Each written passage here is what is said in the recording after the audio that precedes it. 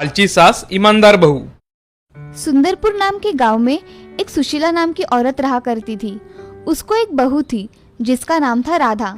राधा को एक श्वेता नाम की बच्ची थी। उसे स्कूल में छोड़ने तथा घर के सारे काम राधा ही किया करती थी। बाजार से सामान लाना, ऐसे छोटे मोटे काम तो वो आते जाते कर लेती थी। सुशीला अचार पापड़ और दही बेचने का व्यवसाय किया करती थी। उसका लड़का सुधीर खेत में काम किया करता था। उसके यहाँ एक गाय भी थी। उसी गाय के दूध से सुशीला दही बनाती थी और बेचती थी। सुशीला का धंधा बहुत अच्छी तरह से चल रहा था।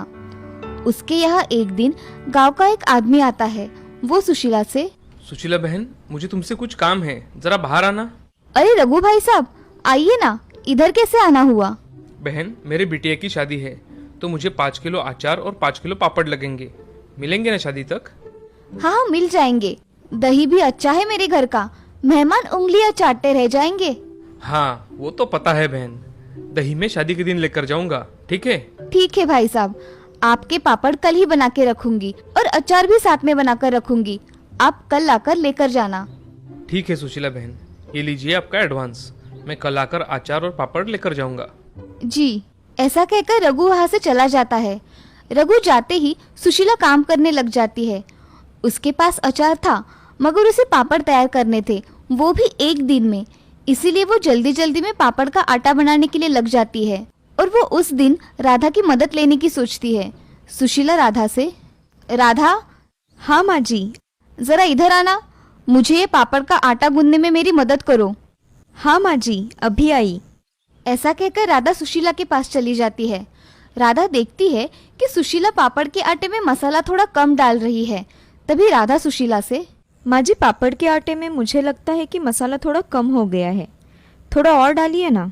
अरे नहीं बहू, इतना ही ठीक है। ज्यादा डाला तो हमें वो कितने में जाएगा? मगर माँ जी, हम उसके पैसे लेते हैं, ग्राहक हमें पूरे पैसे देते हैं, तो हमें भी हमारा माल अच्छा देना चाहिए ना। अरे राधा, तू मुझे मत सिखा, मैं मेरा काम अच्छी तरह से जानती हूँ, समझी? ऐसा कहकर राधा भी आटा गूंदने के लिए बैठ जाती है और बाद में उसके साथ पापड़ बेलने बैठ जाती है। काम होने के कारण राधा उठ जाती है। सुशीला थोड़ी देर वहाँ पापड़ बेलती रहती है। सुशीला 5 किलो के पापड़ बेल लेती है और उसे सुखाने के लिए रखती है। तभी राधा सुशीला को आवाज लगाती है, माँ जी, खाना तैयार है, आ जाइए। हाँ आई। सब खाना खाने बैठ जाते हैं। खाना खाने के बाद सुधीर अपने खेत में क्या क्या करना है इसकी बातें करता है और श्वेता अपने स्कूल की बातें बताती है। अब बातें हो जाने के बाद सभी सोने के लिए चले जाते हैं। सुबह सुशीला सारे पापड़ जमा करके एक बैग में भर देती है और एक बड़ी बरनी में अचार भर देती है। तभी रघु आकर सुशीला से, सुशीला बहन, मेरे अचार और पापड़ तैयार है क्या? जी भाई साहब, आपके पापड़ और अचार तैयार है, ये लीजिए। ऐसा कहकर सुशीला रघु के हाथों में पापड़ की बैग और अचार की बरनी दे देती है। अब रघु बोलता है, बहन, शादी के दिन में 5 किलो दही लेकर जाऊंगा, आप बना के रखना। हाँ भाई साहब, मैं बनाकर रखूंगी, आप किसी को भेज देना दही ले जाने के लिए। जी, ये लीजिए आपके पैसे, मैं चलता हूँ अब। जी। रघु पापड़ और अचार लेकर वहाँ से चला जाता है। इधर सुशीला पैसे देख बहुत खुश हो जाती है। उन्हें लेकर अपने कमरे में चली जाती है। वो पैसे अपने पोटली में रख देती है और दूसरे काम करने लगती है। अब सुशीला हर दिन अपना काम करके पापड़ बनाकर रखा करती थी, मगर सब में कुछ ना कुछ कम डाला करती थी। एक दिन उसके दिमाग में एक आइडिया आता है, अगर मैं लोगों को अचार नाप के थोड़ा कम दे दिया करूं तो मेरा ही फायदा है, और पापड़ में मसाला कम डाला तो मेरा ही मुनाफा और हो जाएगा। ऐसे सुशीला खुद से सोचकर मन ही मन में ठान लेती है और अगले दिन से वो आने वाले ग्राहकों को कम अचार देने लगी और दही के पैसे भी उसने बढ़ा दिए। अब रघु के घर उसने 5 किलो दही दे दिया और उसने 300 रुपए ही लिए।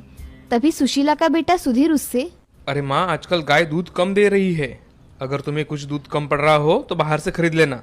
अरे नहीं, फिलहाल तो चल रहा है, बाद में देखेंगे, कम पड़ा तो मैं देख लूंगी। ठीक है माँ, चलो मैं खेत में जाकर आता हूँ। ठीक है बेटा। ऐसा कहकर सुधीर खेत में चला जाता है और सुशीला सोचने लगती है कि तभी राम वहाँ दही लेने आ जाता है। चाची, मुझे 1 किलो दही चाहिए, एकदम ताजा। हाँ राम, रुको, मैं अभी लाती हूँ।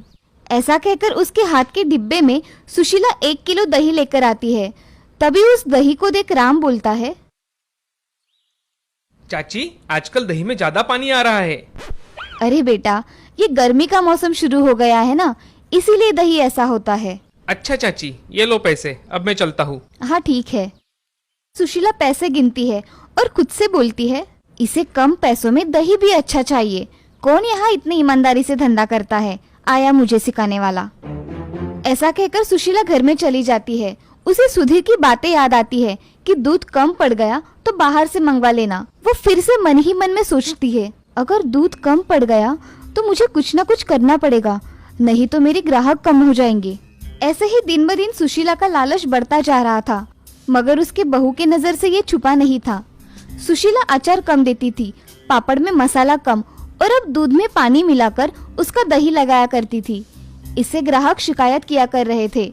ये सब देख राधा सुशीला से बात करने की सोचती है और कुछ मन में सोचकर सुशीला के पास चली जाती है। माँ जी, आपने जो पापड़ दिए थे ना रघु चाचा के लड़की के शादी में, उसको लोग कह रहे थे कि उसमें स्वाद ही नहीं है। क्या कह रही हो बहू तुम? मैं सच कह रही हूँ माँ जी, मैंने अपने कानों से सुना है। अगर ऐसा कुछ था तो रघु मुझसे बोलने क्यों नहीं आया?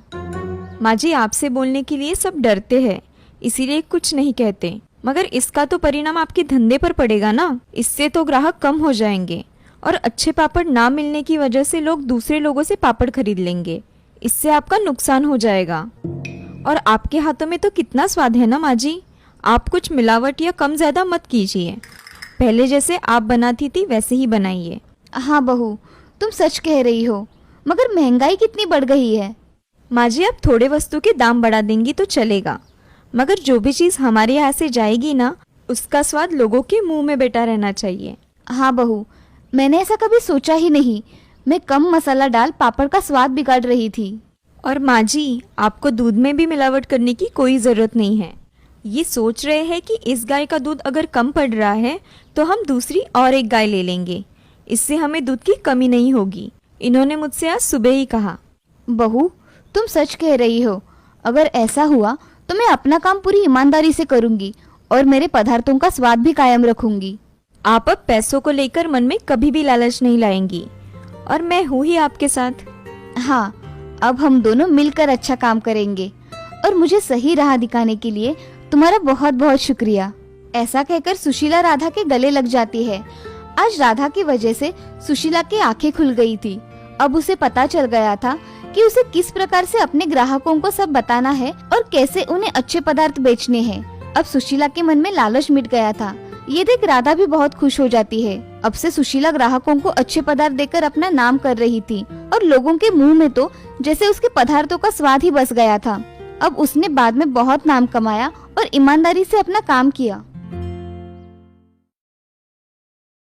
इस कहानी से हमें ये सीख मिलती है कि जिंदगी में कभी भी लालच नहीं करना चाहिए।